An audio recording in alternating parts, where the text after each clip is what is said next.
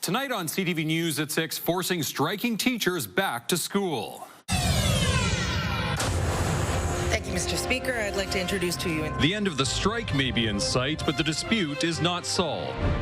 Neighboring homes damaged by a South Edmonton construction site fire. So we're all really worried that, maybe there's an arsonist on the loose. And Shumka for seniors, the healing power of Ukrainian dance. Sunshine returns for tomorrow and temperatures a couple degrees warmer than today, back to double digits by Wednesday.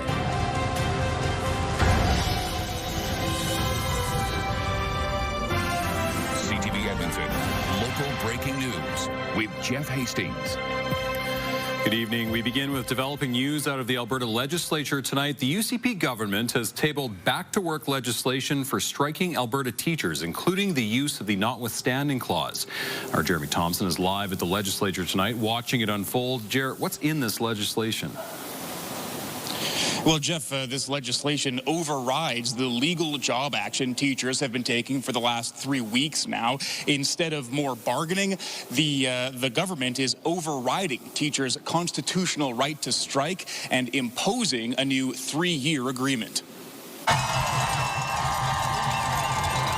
Another demonstration at the legislature in support of teachers. This one organized by students who've experienced the strain on the education system firsthand. So we physically cannot fit everybody in the classrooms, and I think that really encapsulates what all of Alberta is feeling right now. We don't have the supports, we don't have the materials, we don't have the resources. More than 750,000 students and 51,000 teachers have been out of school since October 6th, unable to find common ground on a new collective agreement.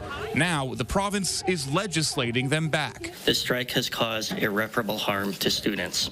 That is why we'll be invoking the Notwithstanding clause in the Canadian Charter of Rights and Freedoms, the Alberta Bill of Rights, and the Alberta Human Rights Act. The government is using the clause for the first time in Alberta's history, overriding any legal challenges to its back-to-work legislation. The Notwithstanding clause is part of our Constitution, and part of the reason why it's there is that sometimes there are a lot of different interests that have to be mediated. Bill 2 imposes a 3-year contract on teachers, a deal virtually identical to the one about 90% of union members rejected multiple times before striking. They've taken the nuclear option on something that they could have avoided.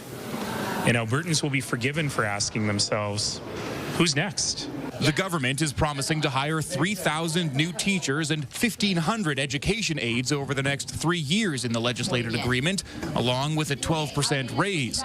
Premier Smith says it's a reasonable contract and is asking Albertans to judge for themselves. And just give an honest assessment of whether they think it's fair. Most of the parents I talk to, they think it's fair. Many of the teachers who've contacted us, they think it's fair. And I think most of all, it's fair to the students who are the ones who are most impacted. Now, about an hour ago, the head of the Alberta Federation of Labour spoke about the government's Bill 2 and its use of the Notwithstanding clause. And Gil McGowan told onlookers there that other unions are now prepared to do unprecedented response to this decision by the government to use this Notwithstanding clause, Jeff. Right, Jeremy, the teachers have been asking for the province to address class sizes and complexity in the contract. That's still not on the table. Yeah, well, the province has been doing some analysis of aggression and complexity in classrooms. That's been ongoing for a few months now, and the group behind that analysis is scheduled to release its report sometime next month. Once it does, the Premier says it will switch focus to classroom size, and which she believes will gather important information and data points about which schools are actually bursting at the seams and which ones may be underutilized. She says that data will be used to make practical solutions to this classroom capacity issue. All right, Jeremy, thank you. That's Jeremy Thompson live at the legislature for us tonight. Now, the Alberta Federation of Labour says the province had other options, but instead chose what it calls the nuclear option. It says it will stand up for teachers and for all working people. I just want to make it really clear that if the government puts a gun to the head of the teachers and they're not able to continue their strike, then we in the broader labor movement will stand where they're not able to. Last week, a coalition of all unions in Alberta called the Common Front warned Smith against using the Notwithstanding clause. AFL President Gil McGowan says union presidents have agreed on a tentative plan which will be made public on Wednesday. And questions are lingering about last week's municipal election with 600 ballots miscounted in one Edmonton City Council ward.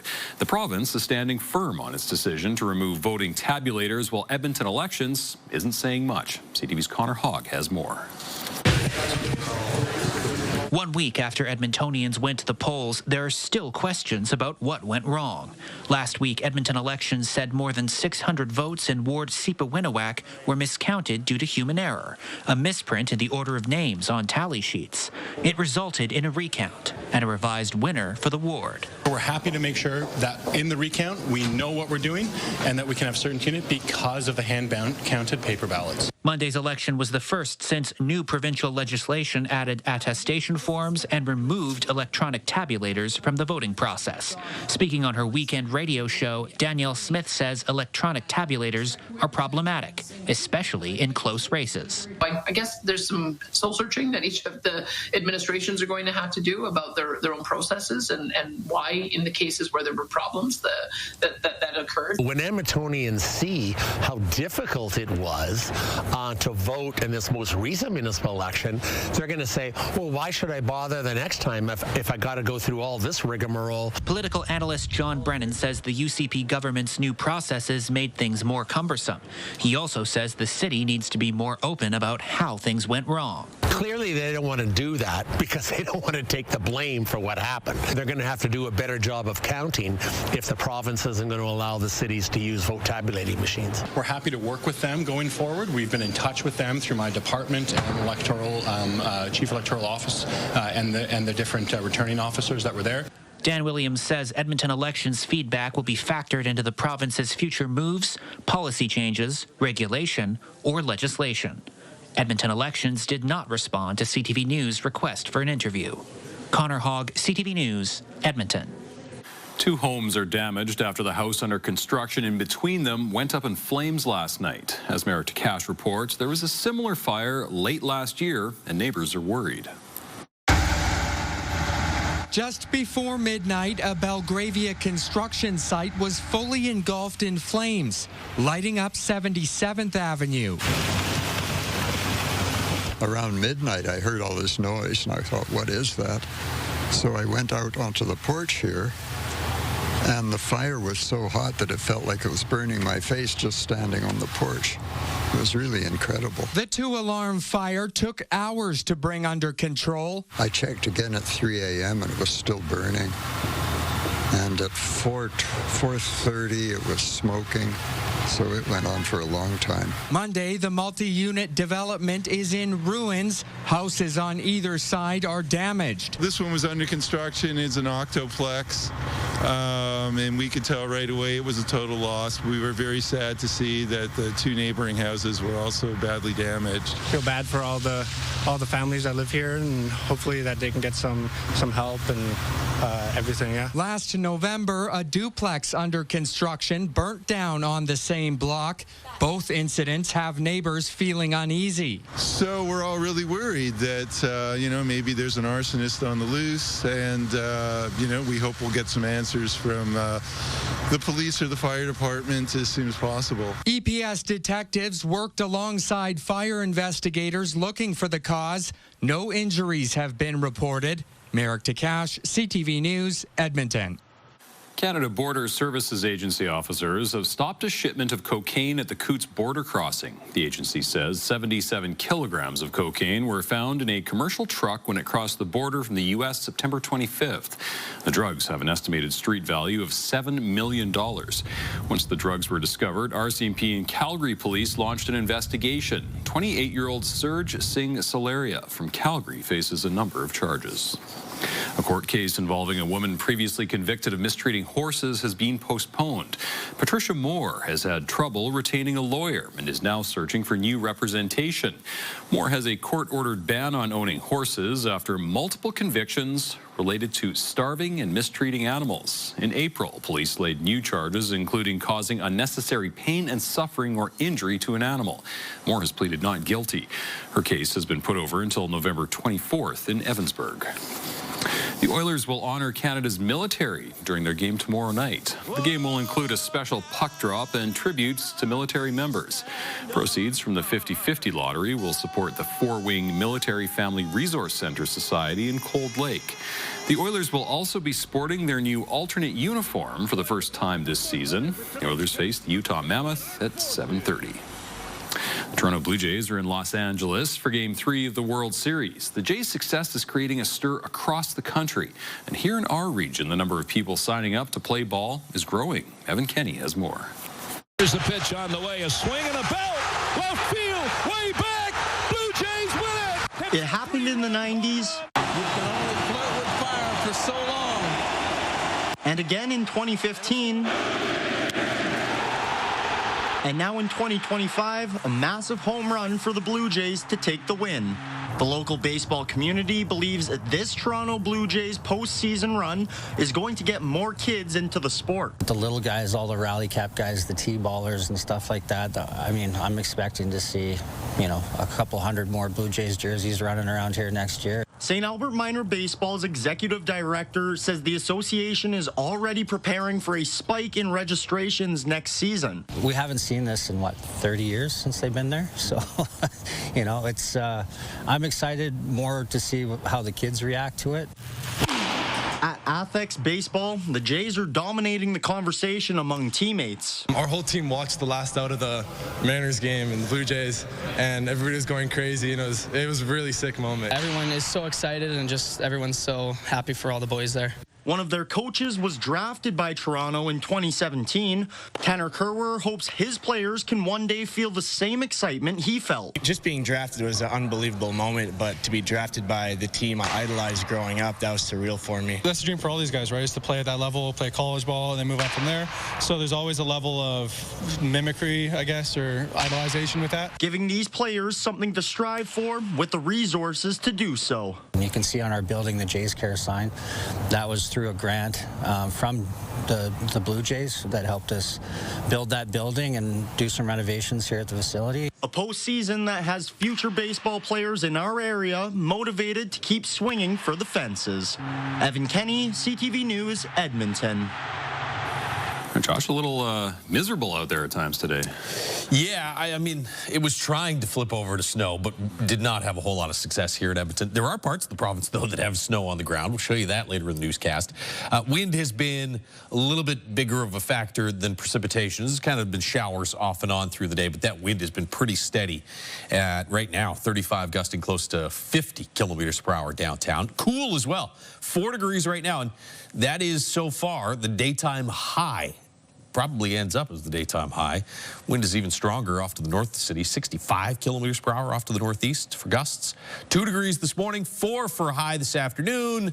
So not a lot of mercury movement through the day. That leaves us 4 degrees warmer than average for the low, but 3 degrees below average for the daytime high. Yesterday, by the way, we were at 8 degrees. And I think we'll be in that 7 or 8 degree range again for tomorrow. Should feel a whole lot nicer tomorrow with some sunshine and calmer conditions. Big area of low pressure spinning about there off to the northeast. Still a few scattered showers in and around the Edmonton area, but it's starting to break down off to the northeast in the grays and whites there. That is snow, and in some spots, accumulating snow. Just cloudy skies through the rest of this evening, and then we'll get some clearing after midnight tonight. Wind should die down by early to mid-morning tomorrow, but still gusty through this evening and overnight. -1 to start the day tomorrow at about 7 or 8 degrees with some sunshine tomorrow afternoon. Back into double digits on Wednesday. We'll take a closer look at that and the rest of your forecast in just a few minutes. All right, thank you, Josh. Still ahead. So Conoco moving out is not necessarily a bad news for Canada. When one door closes, 2 doors open. Despite layoffs in the energy sector, why there's still optimism.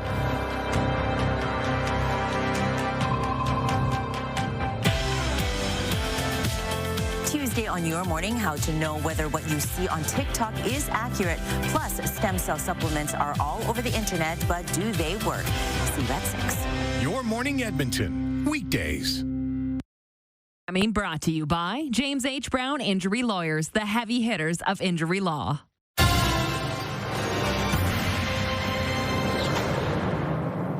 Food Banks Canada's 2025 hunger count shows food insecurity is on the rise in Alberta. Roughly 210,000 Albertans use the food bank monthly. Of those, 76,000 are children. In the last year, food bank use in Alberta has gone up nearly 22%. It's the largest year-over-year increase in Canada. In Edmonton, more than 40,000 people are signed up for the food bank's food hamper program. That's about as many people as who live in Spruce Grove. Certainly the national report was no surprise to us because basically our experiences reflected the same severity that the hunger count report is talking about. So we're looking at double the number of people turning to us just for the hamper programs. 127 Alberta food banks reported numbers for the 2025 hunger count. The latest round of layoffs in the energy sector is set to begin at ConocoPhillips next week. A memo says 25% of its workforce will be cut. Despite this and other job losses, there's a sense of optimism about where the sector is headed. CTV's Tyson Fedor explains. Canada's usually booming energy sector is shrinking. In September, the country counted 204,200 energy workers, but that was down about 500 jobs from August, according to Statistics Canada.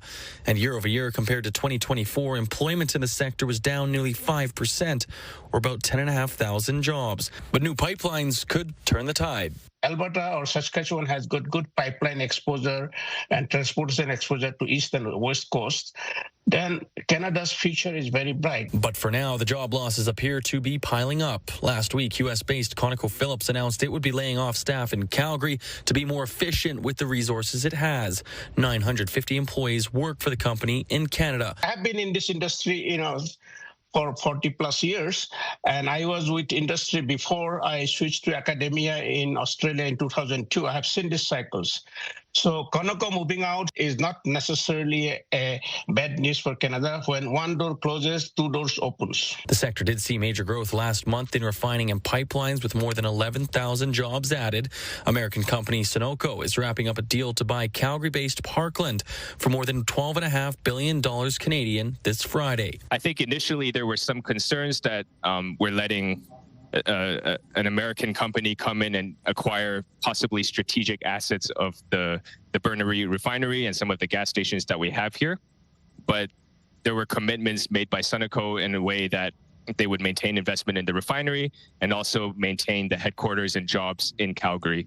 And amid a frosty relationship with the U.S., experts saying this deal will only help attract more international stakeholders seeking a piece of the energy pie in Canada. A U.S. company is coming in and being able to purchase a Canadian company with a relatively smooth approval process. I think this bodes well for foreign investment. Cenovus Energy's takeover of MEG Energy also appears poised to win shareholder approval later this week. Tyson Fedor, CTV News, Calgary. The UCP government says it plans to strengthen protections for students at private vocational training colleges. The bill introduced in the current session of the legislature will ensure private colleges won't take advantage of students, including international students who pay much higher tuition. Private vocational colleges often teach skills such as truck driving, medical offices skills, and hairstyling. They say the legislation will also cut down on false and misleading recruitment practices. The province says these changes will line up with other provinces. Still ahead, the Edmonton Elks put a positive spin on another season without playoffs. I think the foundation is in place here to be able to build on it next year and really hit the ground running. What moves the team may be facing in the offseason, and I just never danced when I was young, but I always wanted to, so now I can. Meet the local seniors who are stepping into the world of Shumka. A little bit of a warming trend on the way over the next couple of days. Won't be back into the mid-teens like last week, but slightly above average for the rest of the month. Those details still to come. Programming brought to you by Century Casino. 3 great locations: Edmonton, St. Albert, and Century Mile.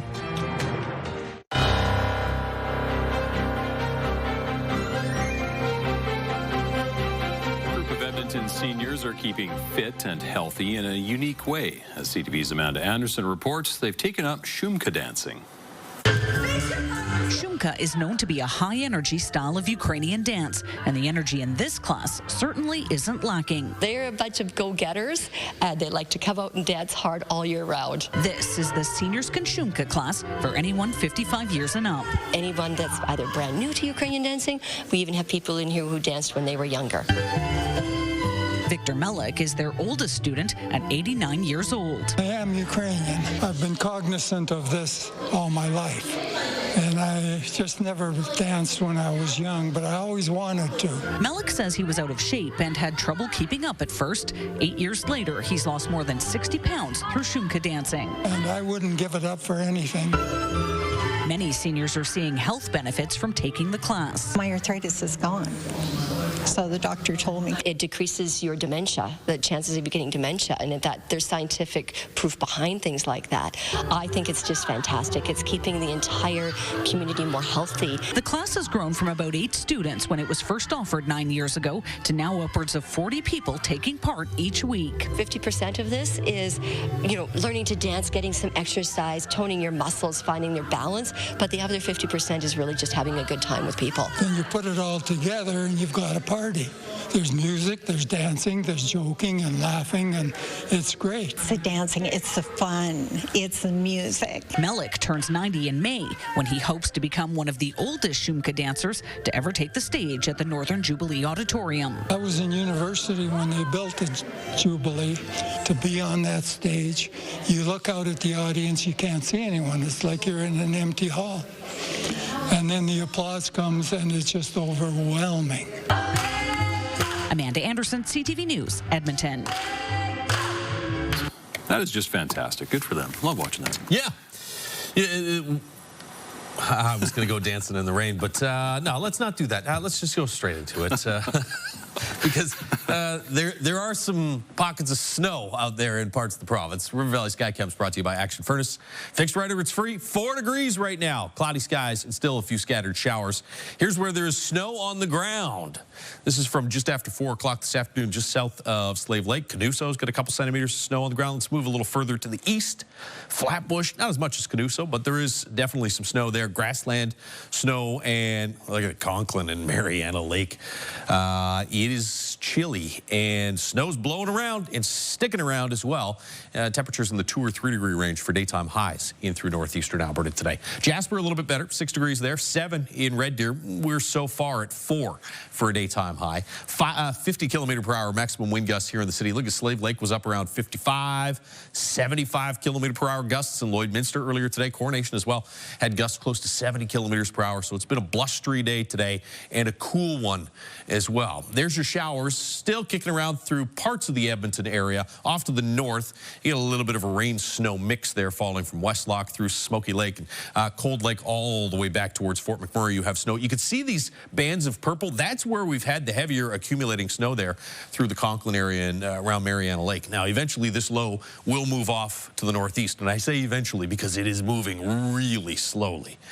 But I do think by late in the day tomorrow, it should start to fizzle out and move into the territories. Still a chance of some snow, though, overnight tonight and through tomorrow morning from Fort McMurray north. This is 8 a.m. You can see Edmonton, areas off to the south and to the west. We get sunshine to start the day tomorrow, and that sun will stick around all day, so that'll help make it feel nicer.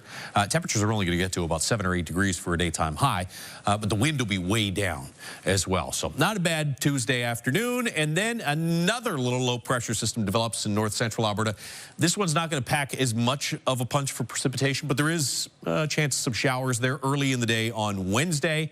And I think most of the rain is going to be east of the Edmonton area, especially as we head towards lunchtime. South of Highway 16, you're looking at showers. North of Highway 16, a rain-snow mix, or maybe even a little more accumulating snow in through parts of northeastern Alberta. There's your sunny breaks by Wednesday afternoon here in the city. So some showers potentially to start, and then some sunny breaks later in the day. 4 degrees in Grand Prairie right now. It's 0 in Fort McMurray, 6 still in Red Deer, and 1 In Lloydminster, there's your wind gusts, currently up around 50 kilometers per hour in Lloyd and here in the Edmonton area. And as we mentioned earlier, those wind gusts are going to stick around right through the overnight period.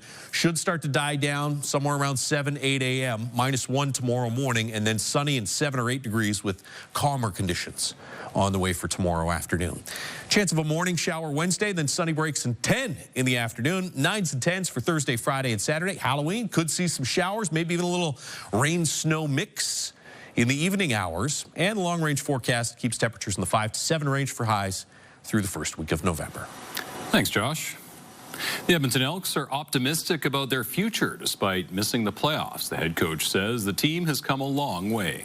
I think we established who we want to be. I think the foundation is in place here to be able to build on it next year and really hit the ground running. I think, you know, we established that we want to be a team that prepares the right way. We did that. I think we wanted to be a connected football team. They are. The Elks cleaned out their lockers and said their goodbyes Saturday after their playoff hopes were dashed against the BC Lions 2 weeks ago. They hope to bring it home one last time for Edmonton against the Stampeders on Friday, ultimately finishing their season with a 2010 loss. Although they were unsuccessful, the Elks walked away from their season of growth with a 7-11 record. I feel very good about the direction that we're headed, right? I think more importantly is that, you know, there's a plan. I think that's kind of the thing that we want our fans and our players and the people that are associated with us to understand is that we have a clear direction on where we're trying to go and where we're headed as a football team and a department. The Elks will continue reevaluating their roster as they head into an early off-season. Veteran Cody Fajardo also says if he plays football next year, he'd love nothing more than to wear the green and gold again. Still ahead, trade talks turfed. You can get unexpected twists and turns, and you have to keep your cool. The Prime Minister speaks about the suspension of trade talks with the U.S.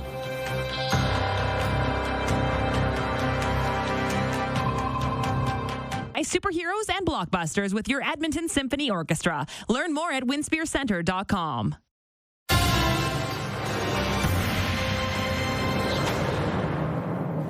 Prime Minister Mark Carney is answering questions for the first time since U.S. President Donald Trump terminated trade talks with Canada over Ontario's anti-tariff ad. CTV's Judy Trin reports.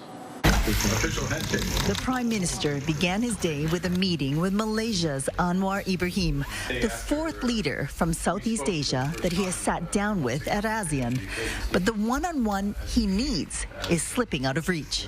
Whether it's Provincial or Canada itself, they all knew exactly what the ad was. I don't want to meet with them. No, I'm not going to be meeting with them for a while. Mark Carney revealed he has not spoken to Donald Trump since the U.S. president broke off trade talks on Thursday. Trump ended negotiations over an anti-tariff ad that the Ontario government commissioned, just as the federal team was close to getting tariff relief for steel and aluminum. The Prime Minister was asked if he was upset with Doug Ford. You can get unexpected twists and turns, and you have to keep your cool. We had made progress, to repeat, and we stand by the progress that had been made. Trump is also threatening to add 10% more tariffs on top of existing ones. When those take effect is uncertain. It's a stunning reversal from Carney's last White House visit just 3 weeks ago. How did your relationship with Donald Trump go south so fast? It's a question for him. Carney has considered the possibility the U.S. is toying with Canada and doesn't want to negotiate. I'm not about to detail those contingency plans. I said this before I was elected, emphasize the importance of us giving ourselves far more than any foreign government could take away. At the ASEAN summit, Carney said Canada would increase by 50% its non-U.S. exports over the next decade. That would amount to $300 billion. Trump may not want to sit down with Carney, but the president of China does. Xi Jinping and Carney will have a bilateral meeting in South Korea. The two leaders want to recalibrate the relationship between their two countries. Judy Trin, CTV News, Kuala Lumpur. The U.S. ambassador to Canada understands his boss, Donald Trump, and has been candid about issues in the past. CTV's Mike LeCouture has more on his message and the possibility of a trade deal. While speaking to a coalition of Canadian manufacturers, the ambassador said that last week the American side was confident sectoral deals could have been hammered out by their Thanksgiving. Now, though, he's really not sure. I don't know how we get this back on track. Ambassador Pete Hoekstra had a conversation with Donald Trump on Saturday, the same day the U.S. president threatened an additional 10% tariff on Canadian products. He didn't give me any, clear indication or any indication at all that he was in any hurry to get back to the negotiating table and get an agreement. Hoekstra took Premier Ford to task for the anti-tariff ad that ran in the U.S. over the weekend, while criticizing how Canadian media framed the recent breakdown of trade talks. The ambassador said the ad and comments by other premiers were akin to meddling in American affairs. Doug Ford and Eby were starting to play in domestic American politics, potentially affecting a Supreme Court decision, potentially affecting politics, an election that is 8 days out, and for sure having an impact in the midterm elections. Hoekstra has also been hearing from American businesses who are complaining of the uncertainty caused by the strained trading relationship between Canada and the U.S. Pointing to the Ontario ad, the ambassador says the U.S. is taking no blame for the current state of the relationship. Canada burnt the bridges with America. Donald Trump did not slam the door. Canada slammed that door shut all by itself. Now, it comes as Statistics Canada numbers show the Canadian economy contracted for the first time in more than a year last quarter, and exports dropped by 7.5% over those 3 months. It was all a result of U.S. tariffs on Canadian goods. Mike LeCouture, CTV News, Ottawa. The most powerful storm in the world so far this year is barreling towards Jamaica. Mandatory evacuations are in place for what's being called one of the strongest hurricanes to ever hit the island. Here's CTV's Joy Melvin on what makes Melissa so dangerous. From high above, Hurricane Melissa is a monster, intensifying into a powerful Category 5 storm, fueled by warm Caribbean water, turning slowly towards Jamaica, and forecast to pack a powerful punch from torrential rain, catastrophic flooding, wind, and landslides. While we pray for the best, hour by hour, it is becoming apparent that the impact of Hurricane Melissa could be greater than Hurricane Beryl, certainly in terms of rainfall and flooding. With major airports on the island closed, it's left some tourists stranded. The time to evacuate, say officials, is over. It's a very dangerous hurricane that is approaching us, and we want to make sure that every Jamaican is safe. As residents brace for one of the worst hurricanes ever to hit the island, those who chose to stay rushed to stock up on food and supplies. I was hoping to get some bread, but the shelves are empty. More than 800 shelters have opened, and residents are being warned to get to a safe place now. Life-threatening flash flooding, roads impassable, communities cut off. If you're watching from Jamaica, conditions are going to go downhill rapidly through the day. As Jamaica prepares for one of the most powerful storms in its history, the U.S. military evacuated 1,000 people from Guantanamo Bay in Cuba, also in the hurricane's path. French police have arrested 2 men in connection with the brazen daylight jewelry heist at the Louvre. 2 men in their 30s are in custody. One suspect was arrested in a Paris suburb. The other was nabbed as he was about to board a flight to Algeria. Gloves, a jacket, and DNA samples were reportedly found at the scene of the crime. Thieves broke into the Louvre last week using a crane and stole 8 pieces of French royal jewels worth an estimated $102 million. Still ahead, an Alzheimer's breakthrough that could slow the progression of the disease. I want to remember them. So getting diagnosed early gives me a chance. What the new drug is expected to do and cost. Plus, it was physically and mentally uncomfortable because I cannot sleep night and I cannot do my day-to-day life activities. That was really horrifying. How people who suffer from eczema could soon have some relief thanks in part to a Calgary dermatologist.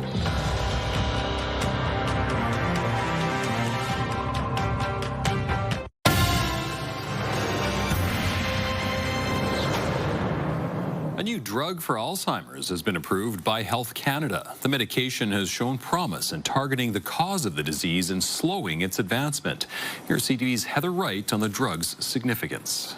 After 2.5 years, Health Canada has approved lecanemab, an intravenous drug that studies have shown can slow the progression of Alzheimer's in patients in the early stages of the disease. John Dalrymple Fraser was diagnosed with Alzheimer's about 5 years ago, the same disease that both his mom and his dad also had. Thinking of my own family, I don't want to forget their names. I want to remember them. So getting diagnosed early gives me a chance. Lecanemab's approval marks the first time a drug that targets the root causes of Alzheimer's will be available in Canada. The current therapies only treat symptoms and were approved more than 2 decades ago. While lecanemab will not cure Alzheimer's, doctors say it helps buy time by slowing cognitive decline and extending independence, and offers hope to families. Is when independence becomes interrupted and patients require family members, people around them to start stepping in, that the impact of this disease really becomes felt on communities, on families, on the Canadian healthcare system. Lecanemab is not without risk. It can have serious side effects, including swelling and bleeding of the brain and death. Once available here, not every Canadian will be eligible. Only those in the early stages of the disease will qualify. Patients will also be genetically screened, as side effects are more likely in people with certain genes.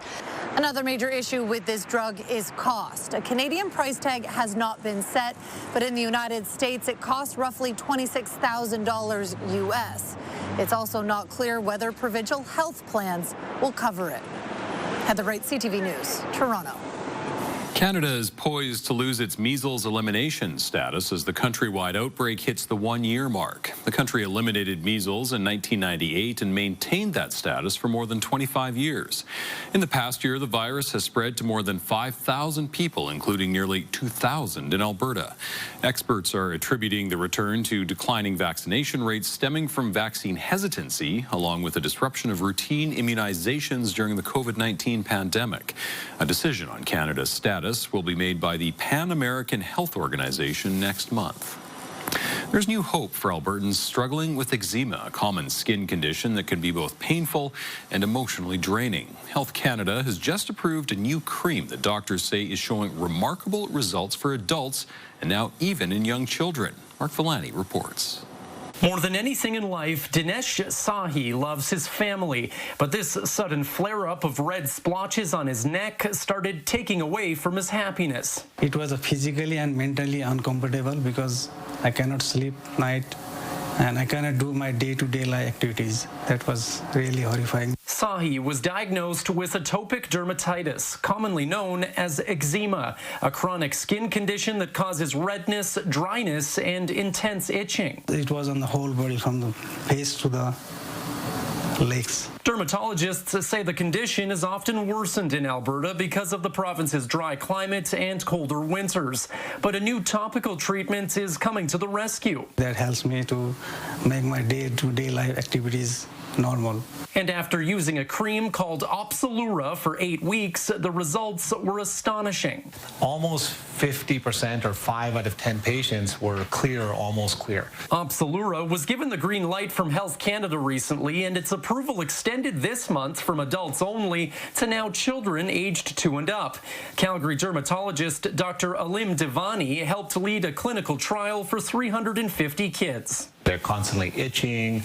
They have psychosocial or psychological impacts to the disease. So giving a new novel treatment that is highly effective is a huge step forward. It's hailed as a new era of non-steroidal treatments for skin conditions, quickly targeting immune signals, driving itch and redness. It's not cheap, costing around $1,000 per tube, but it's covered by insurance in most severe cases. For patients that use it, many say it's life-changing. Now it makes me It's been very comfortable. Mark Villani, CTV News, Calgary.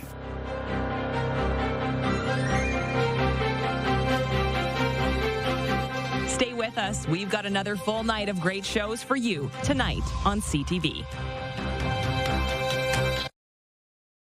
Programming brought to you by Southview Acura. For family-owned, award-winning excellence, Southview Acura, where luxury meets reality.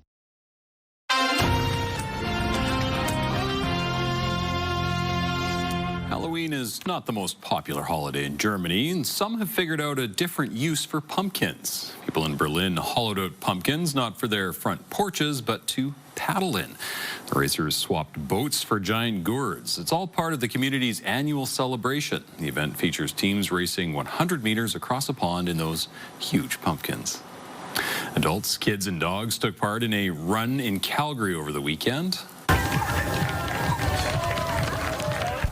This is the 10th year for the Dash of Doom. Money raised from this event goes towards ARCS, a grassroots organization which helps homeless pets find their forever home. In addition to a pet parade, there was a kids run plus a 5 and 10K. Organizers say this run is a great way to bring the community together. Now, many are old enough to remember trick-or-treating with those bright orange UNICEF boxes collecting change for a cause. Now, the organization is tapping into that nostalgia, bringing the box back in a more modern way. CTV's Peter Sperling explains. It's a Halloween memory sparking nostalgia for many. Most definitely. Yeah, it takes me back completely. Amber Pook remembers trick-or-treating carrying a UNICEF box. Taking them out on Halloween and that when I was a kid and going to the neighbors and that trying to get donations. Collecting pennies, coins for a cause. I knew that we were raising money and it was going to help people. That's pretty much, that's all I pretty much grasped as a child. But, yeah, I knew it was for a good cause. The box is back. Back in a different way. UNICEF now reviving the seasonal staple, launching a Halloween box, but with a twist. It's on a T-shirt. So many Canadians helped to make childhood better for so many children through trick-or-treating tradition with those Halloween boxes. And so they're back in a form you can wear. The shirt, available online for $50, features a throwback design with a 90s UNICEF box and a built-in QR code for donations. And we're hoping that parents who may be trick-or-treating with their little ones, who used to wear the box around their neck, might wear one of these shirts, or certainly I'll be handing out candy here at home. That's where I'm going to be wearing mine. UNICEF says proceeds from shirts will help fund programs across the globe, providing education, safe water, vaccines, healthcare to children who need it most. It has never actually been a more challenging time to be a child in so many corners of the planet. Customers at the Halloween section of this party mart in Canada remembering the box well. From grade 1, I would say to grade 7, we did the box every year. Oh, definitely. Really fun as a kid to go around, and it was almost competitive. Now returning as a T-shirt, keeping the memories alive. Peter Sperling, CTV News. I had completely forgotten about those. Nostalgia's right. You're trying to manage your giant bag of candy and running between houses, and you have this thing full of money you can't lose, or you're in big trouble. Really, did you wear it around your neck? Would that not get heavy? I don't remember. Yeah. It was a little bit. Anyway. If you're headed out trick-or-treating on Friday, it does look like the weather may turn a little bit late in the day. There's a chance of some showers and possibly a little bit of wet snow mixed in with that. So we'll continue to monitor that as the week goes on. Tomorrow should be a whole lot nicer than today. -1 in the morning, sunshine, light wind by about lunchtime. It's still going to be gusty tonight and early tomorrow, but the wind will die down in the afternoon. We get to about 7 degrees tomorrow, and then in the 9 or 10 degree range for Wednesday, Thursday, Friday, and into the weekend. And it actually looks like temperatures, when you compare them to the seasonal averages, are slightly above average through the first week of November. Not bad at all. Nope. Thanks, Josh, and thanks for sharing your time with us. For news anytime, visit ctvnewsedmonton.ca or CTV channel.